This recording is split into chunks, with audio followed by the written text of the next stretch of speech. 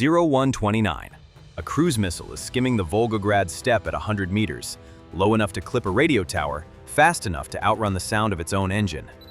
Its target sits 3 minutes ahead, a fenced compound stretching 2.2 square kilometers across the flat Russian countryside. 66 storage sheds, 21 reinforced bunkers, tens of thousands of artillery rounds, Grad rockets, Smerch warheads, enough firepower to feed the entire southern front for months. This is the 117th GRAU Arsenal, Military Unit 57229/51, one of the largest ammunition depots the Russian army operates. And right now, something carrying over a ton of high explosive is heading straight for it. The first impact tears through a bunker roof like it was cardboard. For a fraction of a second, there's just the blast. Then the ammunition inside starts cooking off. The secondary detonations begin almost immediately. Not one explosion, a chain. Each blast triggers the next stockpile, which triggers the next. Within minutes, the sky over Kotluban is glowing bright enough to read a newspaper 30 kilometers away in downtown Volgograd. Residents there, people who went to bed in a city far behind the front lines, are now standing at their windows, wondering if the war just came home. 1 kilometer from the arsenal sits the village of Kotluban, 1,000 civilians, give or take. The governor of Volgograd Oblast goes on telegram within the hour. Buses are dispatched. Residents are loaded up and driven to a community center and a children's sports school in nearby Gorodishche. The official explanation? A fire caused by falling debris. The Russian Ministry of Defense goes further. Air defenses, they announce, successfully intercepted and destroyed 5 Flamingo cruise missiles over the Volgograd region. Attack repelled. Threat neutralized. Nothing to see here. There's just one problem with that story. Ukraine published launch footage. 6 missiles, 6 bright exhaust plumes climbing off their rails into the night sky. Russia claims 5 kills. That leaves 1. And the bunker that's been burning and detonating for hours. A bunker that will still be smoldering when satellites pass overhead days later, suggests that 1 was more than enough. But here's the part Russia doesn't want anyone asking about. Not the explosion, not the damage, the missile itself. Because the weapon that just punched through one of Russia's most important ammunition reserves wasn't built by Lockheed Martin, wasn't supplied by NATO, wasn't designed by anyone with a defense industry background. The people who built it were architects, game designers, construction workers, and 3 years ago, not a single one of them knew how a cruise missile worked. In the summer of 2022, a group of close friends sat in a workshop in Kyiv with a simple question. Why can't we build our own Shaheeds? None of them came from defense. One was an architect, another designed video games, a third built houses for a living. They had no military contracts, no engineering degrees in propulsion, no experience with warheads. What they had was an internet connection, a war on their doorstep, and the specific kind of stubbornness that comes from watching Iranian-designed drones flatten your neighborhood while your allies argue about whether you're allowed to shoot back.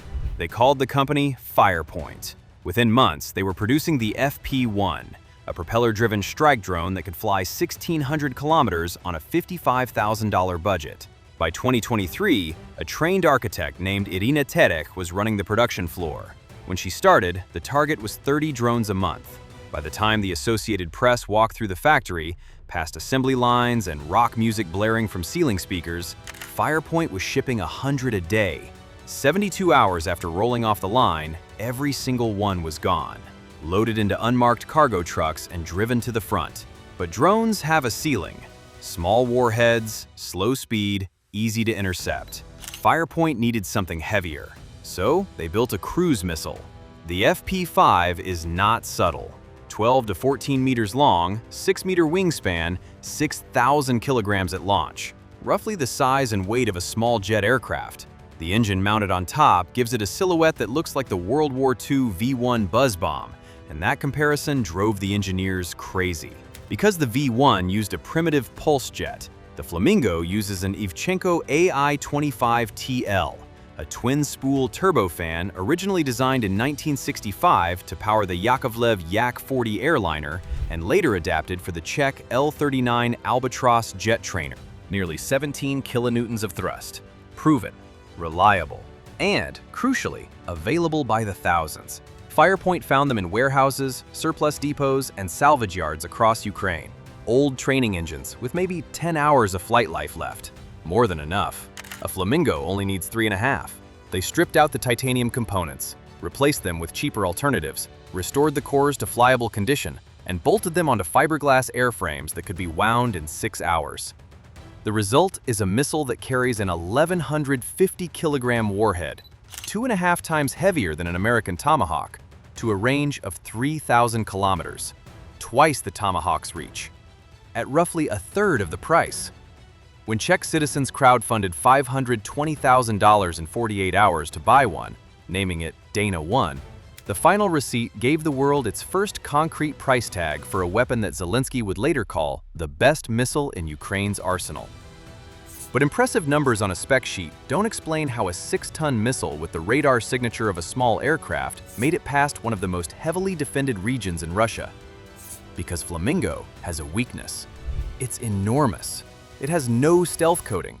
On radar, it lights up like a freight train on an empty highway.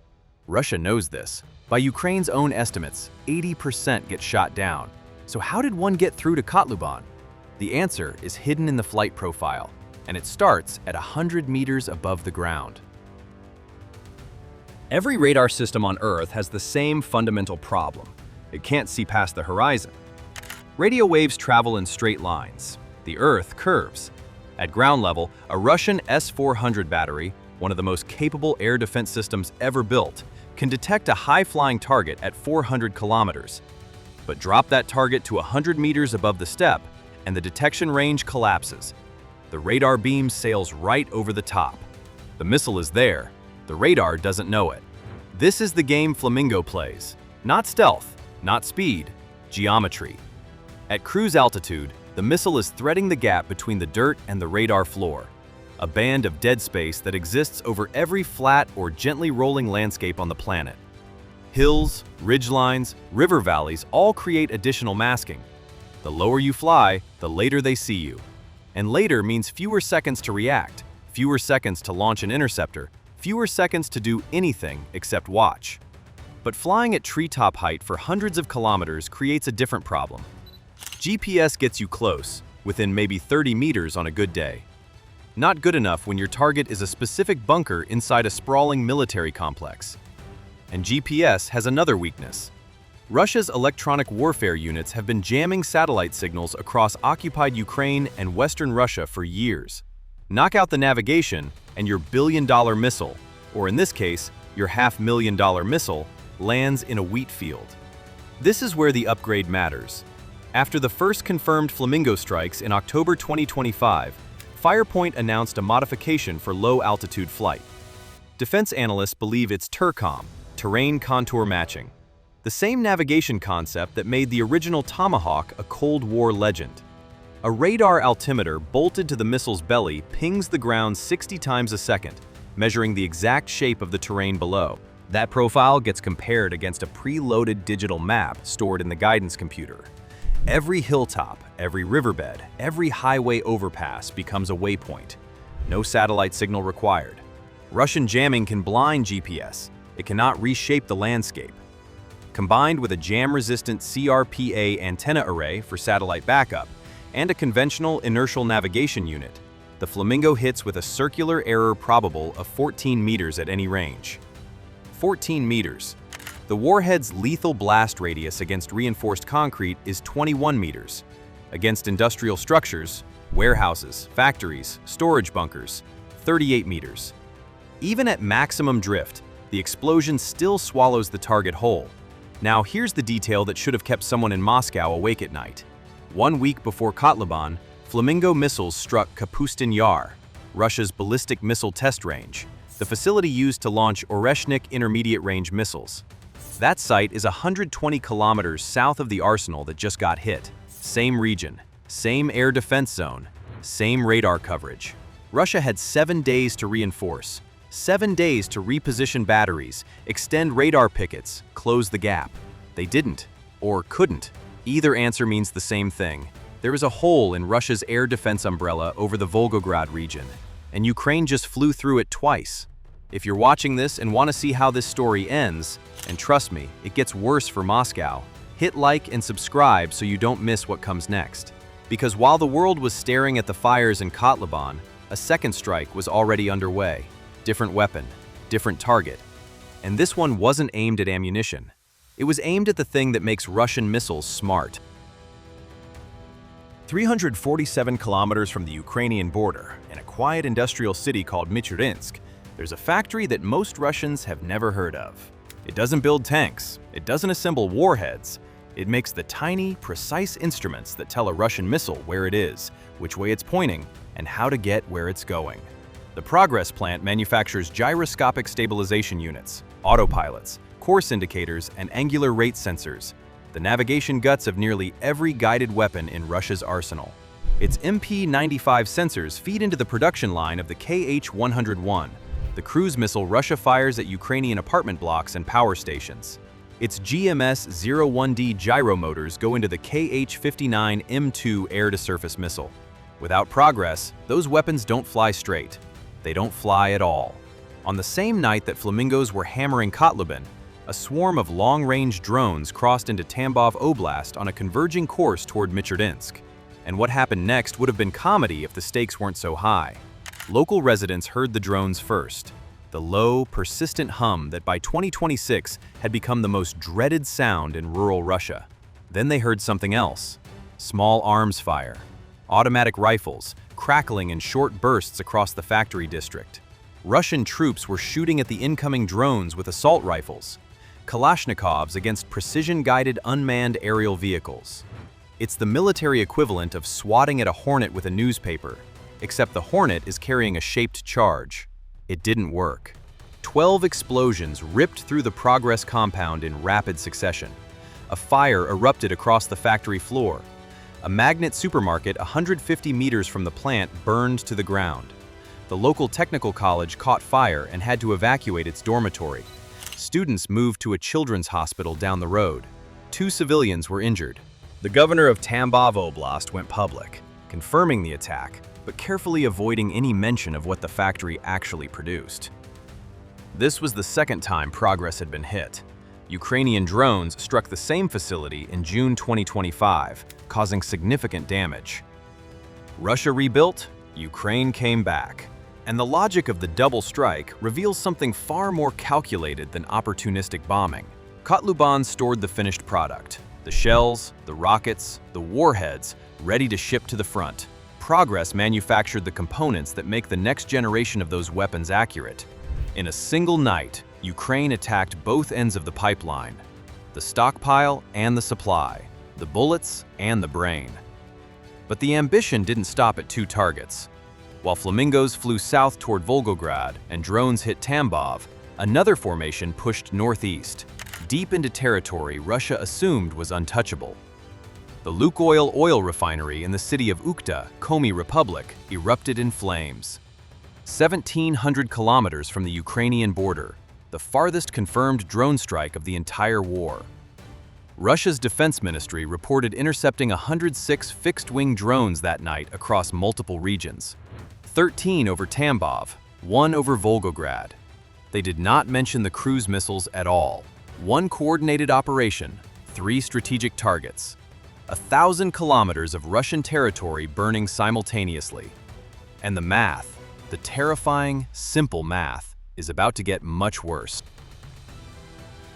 The satellites told the story that Moscow wouldn't.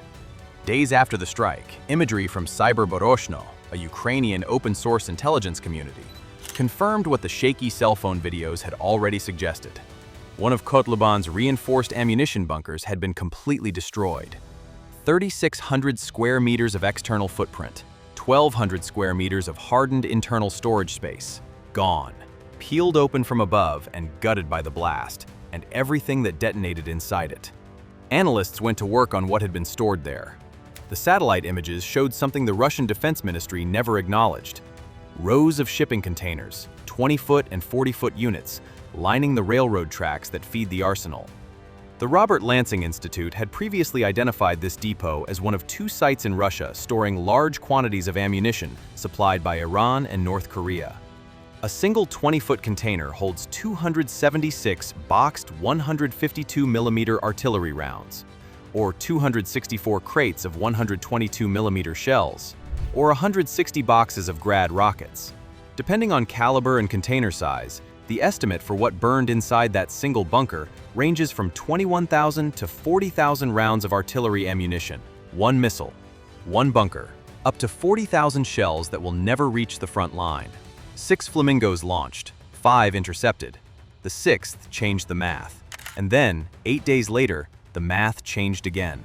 On the night of February 20th, Dennis Stilierman, co-founder and chief designer of Firepoint, posted a short video to social media. A flamingo climbing off its rail into darkness. The caption read, "Short video, no context. Context later." The context arrived at the Votkinsk machine building plant in the Udmurt Republic, 1,400 kilometers from Ukraine. This isn't an ammunition warehouse. Votkinsk is where Russia builds its most dangerous weapons. The 9 M723 ballistic missiles for the Iskander-M system, the weapon that hit Sumy on Palm Sunday, killing 34 people, including 2 children. The RS-24 Yars intercontinental ballistic missile, the Bulava submarine-launched nuclear missile, and the Oreshnik, the intermediate-range ballistic missile Russia has been testing at the very range Flamingo hit in January. The missiles arrived at night. Workshops 22 and 36 were struck. 11 people were injured. Windows shattered in residential buildings across the city. Locals reported thick black smoke pouring from the factory grounds. The head of the Udmurt Republic confirmed damage and casualties at what he carefully described as one of the facilities in the region, without naming it. Defense analysts calculated the flight path, accounting for launch positions deep inside Ukraine and the maneuvering required to skirt air defense zones. The Flamingo that hit Votkinsk likely traveled 1,600 to 1,650 kilometers. If confirmed, it would be the longest-range combat cruise missile strike in modern warfare, longer than any Tomahawk ever fired in anger. Carried out by a missile built from salvaged jet trainer engines and fiberglass shells in a factory where the employees listened to rock music. From Kapustin Yar in January to Kotluban in February to Votkinsk 8 days later, the pattern is unmistakable. And for Moscow, the implications are about to become impossible to ignore. Here's the arithmetic that keeps Russian military planners up at night. Firepoint currently produces around 30 Flamingos a month. At the 80% interception rate Ukraine itself acknowledges, that means 6 warheads reach their targets every month. 6 impacts. 6 tons of high explosive on ammunition dumps, missile factories, and defense infrastructure that took decades to build. That's the current number. The target is 210 a month by the end of the production ramp. Denmark suspended 20 laws and regulations to fast-track a factory producing solid rocket fuel specifically for the Flamingo program. Motorsich is scaling turbofan output. New assembly lines are opening in facilities the Russian intelligence services haven't found yet. Because every Firepoint factory operates under the same rule.